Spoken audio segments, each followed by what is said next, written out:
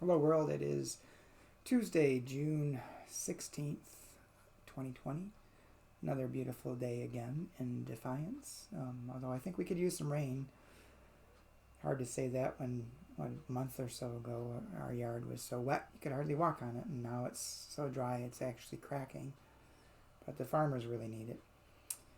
It's supposed to be a pleasant day today, a little warmer today. Humidity is a little higher. By the end of the week it's supposed to be really hot and humid, but thunderstorms for Sunday, so hopefully the rain is on its way.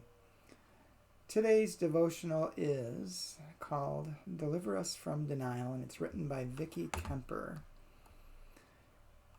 And she bases her devotional on Psalm 13, verse 1, New Revised Standard Version. How long, O Lord? And Vicki writes, until the third year, the seminary administrators had merely tolerated our annual All Saints' Day lament for the Iraq War dead. They did not want to appear to be disapproving of an action organized by the school's social justice group, but neither did they want to seem overly political. Truth is, no one wants to be confronted with the reality of death, especially death on a hard-to-fathom scale, especially death that indicts our complicity or highlights our vulnerability. But death must not be ignored, especially when the denial of death's power leads to more suffering and death. By the third year of our public lament, we had developed an efficient system for making and displaying more than 3,300 luminaria, each one representing one U.S. military death. And still the process took all day. We had plenty of time to pray while we worked, and we had a public liturgy for remembering not only the American dead, but also the 100,000 or more Iraqis killed. So obscene were the numbers by then that even the seminary administrators joined in. As I write this, nearly 400,000 people have died from COVID-19, with some 91,000 of those deaths coming in the United States. As of today, it's 118,000. And yet we have no national mourning, no official acknowledgement of the individuals, families, and friends behind each number. How much longer until we open ourselves to the pain, mourn the dead, lament the suffering, and open the way to healing and reordering? Are All Saints luminaria placed in parallel rows that covered the wide hillside connecting the campus above to the heavily trafficked road below created a powerful glow. Drivers would pull over to ask what our display was about.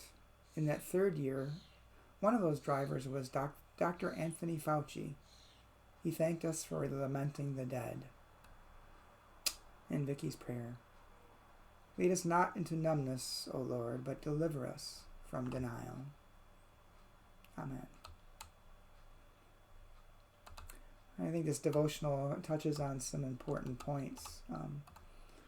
One that kind of reminds me of I saw someone make the statement yesterday that we have to be aware of pandemic fatigue, and that means being so tired of the pandemic that we forego all and any precautions that we might be taken, thinking it's just been too long and we just got to get back to life as normal, whatever that may be.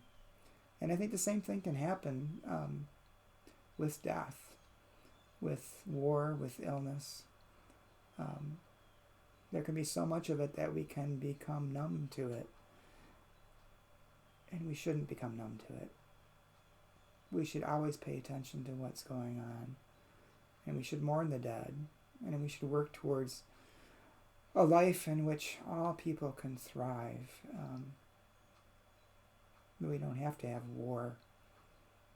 We can control illness. We have adequate health care for all people. Maybe I'm a dreamer. I don't know. But I think it's something we should work for. I think it's something that Christ called for us to do as his disciples. To have compassion and to care about people and to help heal them and to lead them to an abundant life, as abundant as their life can be. Lots to ponder there. So think about it. Pray about it. Enjoy your day. And I'll talk to you soon.